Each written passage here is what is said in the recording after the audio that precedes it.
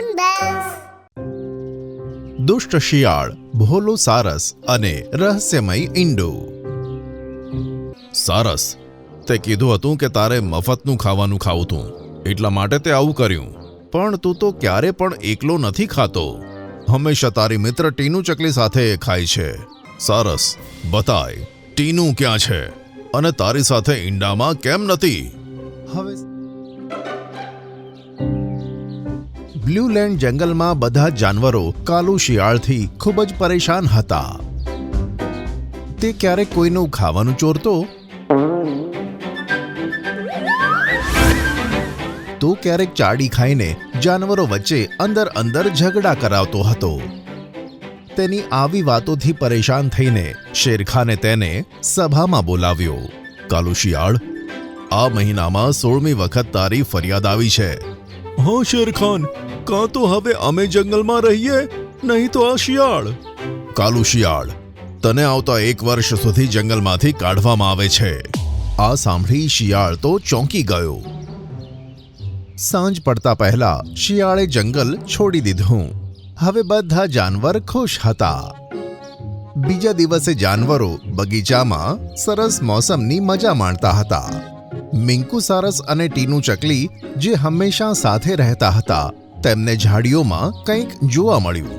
અરે, પેલું શું છે? ચાલો જઈને જોઈએ.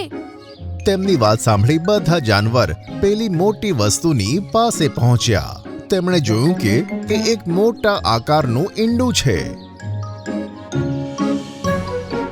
અરે બાપરે, આટલું મોટું ઈંડું! આ તો બહુ અજીબ વાત છે. હું હમણાં શેરખાનને બોલાવીને લાવું છું.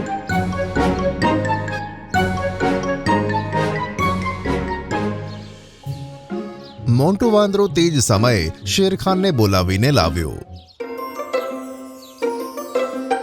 આ ઈંડું શેનું છે તે કહેવું તો મુશ્કેલ છે, પણ આપણે એક કામ કરવાનું છે. બતાવો શેરખાન, અમારે શું કરવાનું છે? મારા હિસાબથી આ ઈંડાને એક રાત દરેક જણ પોતાના ઘરમાં રાખે અને એને કોઈ નુકસાન ન થાય તેનું પણ ખાસ ધ્યાન રખાય. પછી જ્યારે તે આપમેળે ફૂટશે અને તેમાંથી બચ્ચું નીકળશે, પછી ખબર પડી જશે કે આ કોનું ઈંડું છે. સારું શેરખાન. શેરખાને મોન્ટુ વાંદરાના હાથે તે ઈંડાને રીંછની ગુફામાં મુકાવ્યું. હવે રીંછ પોતાની પેટ પૂજા કરવા લાગ્યું. આહ, કેટલું સ્વાદિષ્ટ માંસ છે, મજા આવી ગઈ. રીંછે થોડું માંસ ખાધું અને પછી આરામથી સૂઈ ગયો. સવારે જ્યારે તેની આંખ ખુલી ત્યારે માંસ ગાયબ થઈ ગયું હતું. તે તો હેરાન થઈ ગયો. અરે અરે અરે, આ શું થયું? મારા માંસનું ટુકડું ક્યાં ગયું? એવામાં મોન્ટુ વાંદરો ત્યાં આવી પહોંચ્યો. રીંછ, ઈંડું રાત્રે તારી પાસે હતું, તે સહી સલામત છે ને? હા, ઈંડું તો સલામત છે, પણ મારું ખાવાનું ગાયબ થઈ ગયું. અરે, તે જાતે જ ખાવાનું ખાધું હશે. ભલા ખાવાનું કેવી રીતે ગાયબ થાય?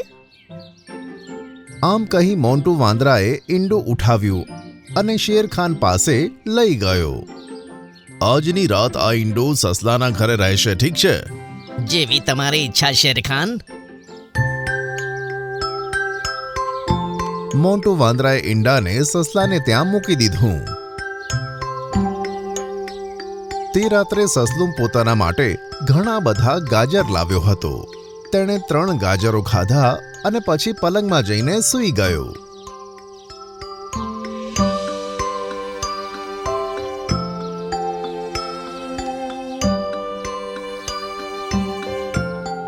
સવારે મોન્ટુ વાંદરો તેના ઘરે પહોંચ્યો તો સસલું આરામથી સૂતું હતું અને ઈંડું તેની પાસે સહી સલામત અવસ્થામાં હતું. સસલા, ઉઠ, હજુ ઊંઘે છે, જો સવાર પડી. સસલું ઉઠ્યું તો મોન્ટુ વાંદરાને સામે જોયું. ઓહો મોન્ટુ વાંદરા, તું તો સવારમાં જ આવી ગયો. હા, આ ઈંડાની ડ્યુટી જેવી લાગી છે કે સવારે ઉઠીને શેરખાન પાસે પહોંચાડવાનું હોય છે. મોન્ટુ વાંદરાએ ઈંડાને ઉઠાયું ત્યાં જ સસલું ગભરાયું. અરે, મારા ગાજર ક્યાં ગયા? તારા ગાજર તું આરામથી શોધતો રહેજે, બરાબર? હું તો જાઉં છું. મોન્ટુ વાંદરો ફરીથી ઈંડું લઈને શેરખાન પાસે પહોંચી ગયો.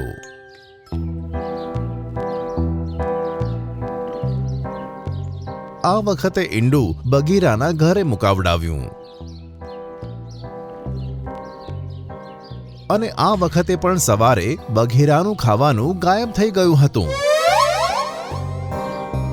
આ વાતને ધ્યાનમાં રાખીને હવે બધાએ શેરખાનની સામે આ સમસ્યા મૂકી. તમે કહેવા શું માંગો છો કે જેના પણ ઘરમાં આ ઈંડું રાખ્યું હતું ત્યાંથી રાતના સમયે કોઈને કોઈ વસ્તુની ચોરી થઈ ગઈ છે? હા શેરખાન, એવું જ થયું છે. તો આજે રાત્રે આ ઈંડાનું ફંડું શું છે એ ખબર પડી જશે. અત્યારે એને અહીં જ રાખો. આજે રાત્રે મારી ગુફામાં રહેશે. આખી રાત એની પર નજર રાખવામાં આવશે. ત્યારે જ આ રહસ્ય ઉકેલાશે. બધા જાનવર તે ઈંડાને શેરખાનની ગુફાની બહાર રાખીને જતા રહ્યા. રાત પડી ત્યારે મોન્ટુ વાંદરાએ તે ઈંડું ઉઠાવી શેરખાનની ગુફામાં મૂક્યું. શેરખાનની સાથે રીંછ, વરુ અને હાથી પણ તે ગુફામાં હતા. શેરખાન આરામથી સૂઈ ગયો અને આ ત્રણે જણા ઈંડાની ચોકી કરવા લાગ્યા. લગભગ અડધી રાત્રે ત્રણે જણાએ જોયું કે ઈંડું જાતે જ હલી રહ્યું છે. અરે આ જુઓ! ત્યાં જ ઈંડું એવી રીતે ખોલ્યું કે જાણે કોઈ પેટીનો પટારો ખુલે છે અને તેની અંદરથી સારસ બહાર નીકળ્યું. અરે સારસ તું! એવામાં શેરખાન પણ જાગ્યો. મેંકુ સારસ, આ બધું શું છે? શેરખાન, હું મહેનત વગરનું ફ્રીમાં ખાવાનું ઈચ્છતો હતો, એટલે આ ઈંડામાં રહેતો હતો. રાત પડે ત્યારે આમાંથી નીકળી ખાવાનું ખાઈને ફરીથી આની અંદર જઈને સૂઈ જતો હતો. પણ આજે રાત્રે તમે આની ચોકીમાં રહ્યા ને, એટલે મારી આ સાચી વાત તમારી સામે આવી ગઈ. આની તને બરાબર સજા મળશે સારસ. તને 10 દિવસ માટે પાંજરામાં કેદ કરવામાં આવશે. આ સજા સાંભળી સારસ ચૂપ થઈ ગયો. સવાર પડતા બધા જાનવર એક જગ્યાએ ભેગા થયા. સામે એક પાંજરું હતું અને મોન્ટુ વાંદરો તેની પાસે ઊભો હતો. સારસને પાંજરામાં બંધ કરવામાં આવે. આ વાત પર સારસ કશું જ બોલ્યો નહીં અને આ વાત શેરખાનને ખૂબ જ અજીબ લાગી.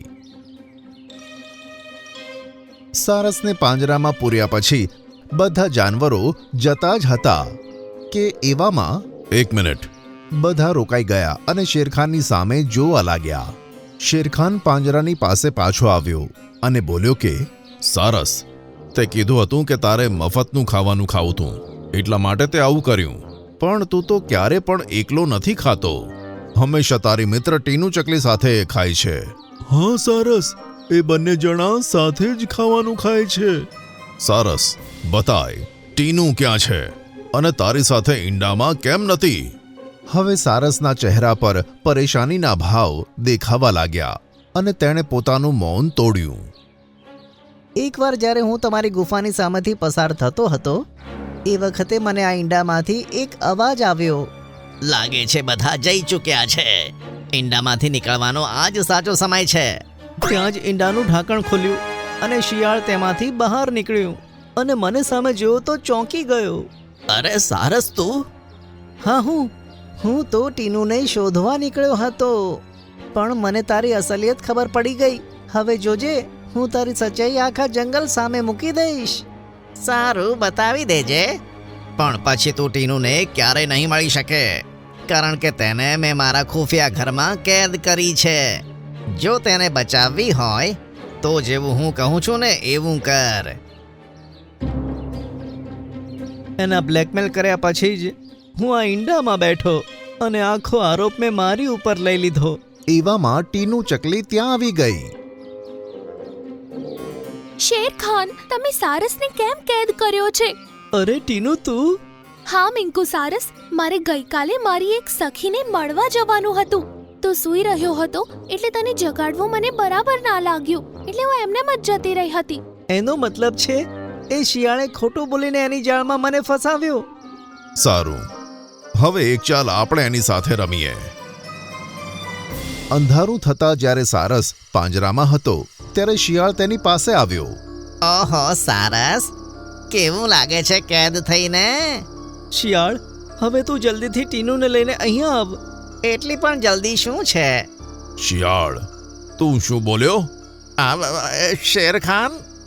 શેરખાનનો અવાજ સાંભળતા જેવું શિયાળે પાછળ જોયું તો ગુસ્સે ભરેલા જાનવરો અને પક્ષીઓ તેની સામે જોઈ રહ્યા હતા. તું તારા ગુનાની સજા આ સારસને આપવા માંગતો હતો ને? હવે તું જો તારી સાથે શું થાય છે. મોન્ટુ વાંદરા.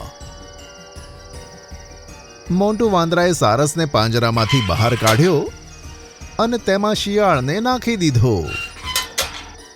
ના શેરખાન, તમે આ ઠીક નથી કરી રહ્યા. તારા માટે આ જગ્યા બેસ્ટ છે.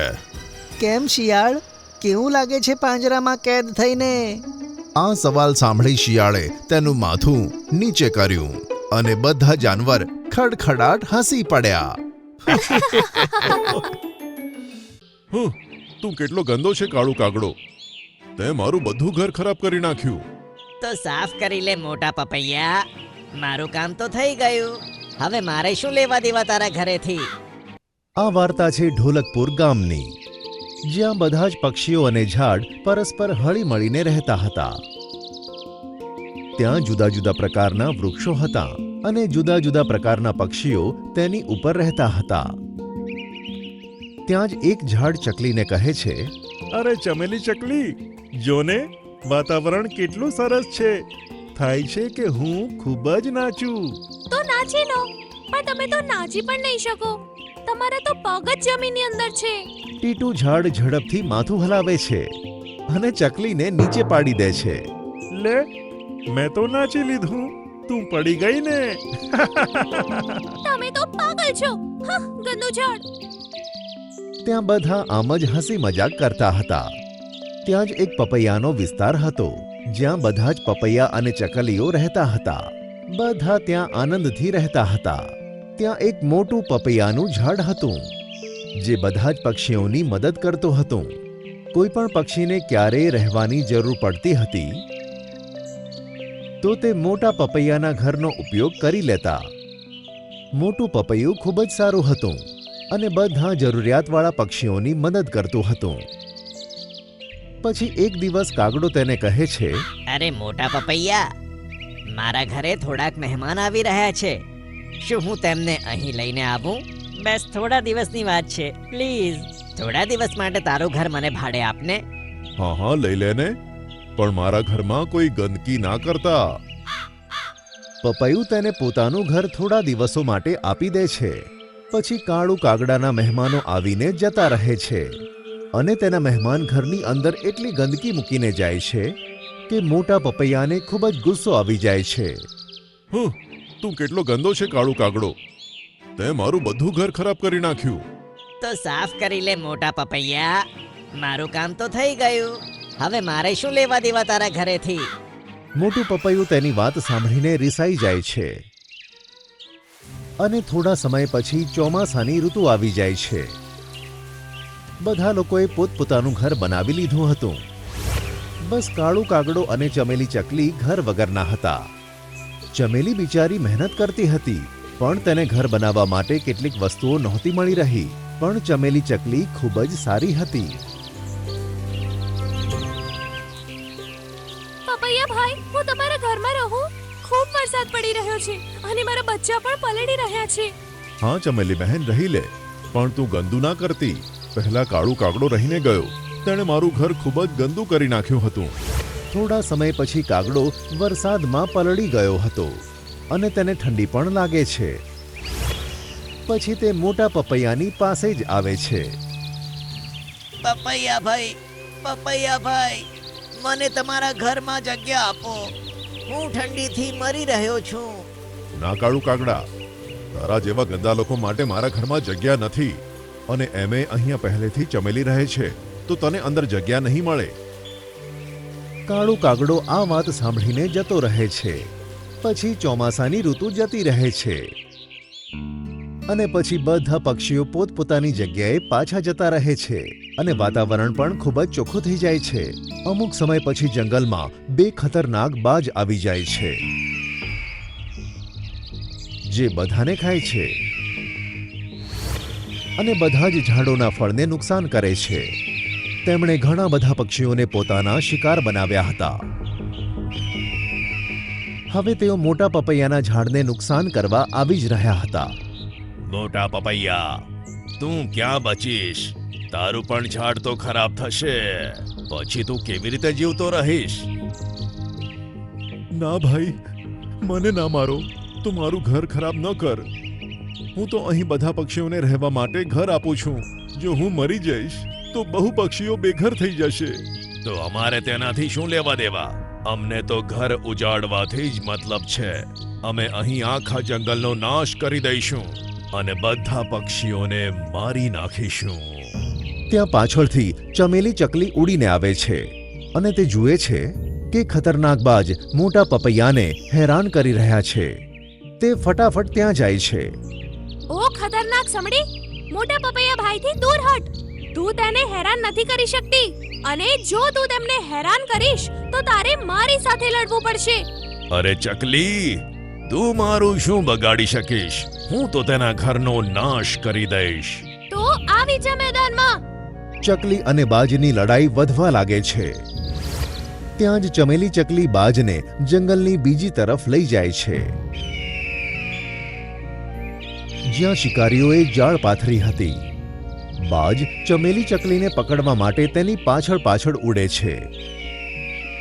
પછી ચમેલી ચકલી જાળની પાસે પહોંચી જાય છે અને ત્યાંથી અચાનક બીજી તરફ વળી જાય છે. બાજની ગતિ ખૂબ જ વધારે હોવાથી તે બીજી તરફ અચાનક ઉડી શકતું નથી અને જાળમાં ફસાઈ જાય છે. પછી શિકારી બાજને પોતાની સાથે લઈ જાય છે અને ચમેલી ચકલી પાછી મોટા પપૈયાની પાસે પહોંચી જાય છે. ચમેલી, તારો ખૂબ ખૂબ ધન્યવાદ. તું ખૂબ જ સારી છે. તે તારા જીવના જોખમે મારો જીવ બચાવ્યો. અરે કઈ નહીં પપૈયા ભાઈ, તમને કંઈ પણ જરૂર પડે તો તમે મને કહેજો. તમને એમ કોઈ પણ હેરાન નથી કરી શકતું. અને ચમેલી, તને કંઈ પણ તકલીફ હોય તો મને કહેજે. હું તારી બધી મુશ્કેલી દૂર કરી દઈશ. ના, મને કોઈ જરૂર નથી.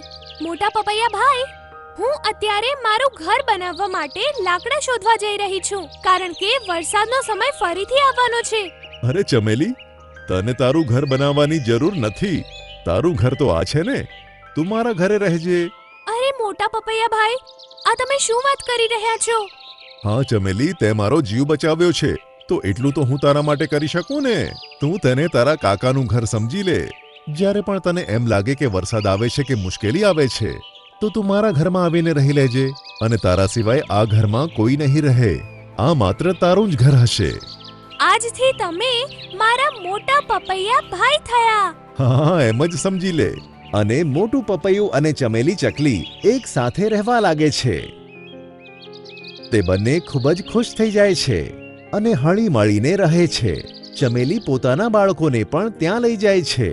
આ વાર્તા ઉપરથી આપણને આ શીખ મળે છે કે જેવું આપણે વાવીએ છીએ તેવું જ આપણને મળે છે. જો આપણે સારું કરીશું તો આપણને સારું જ મળશે, અને જો આપણે ખરાબ કરીશું તો ખરાબ જ મળશે.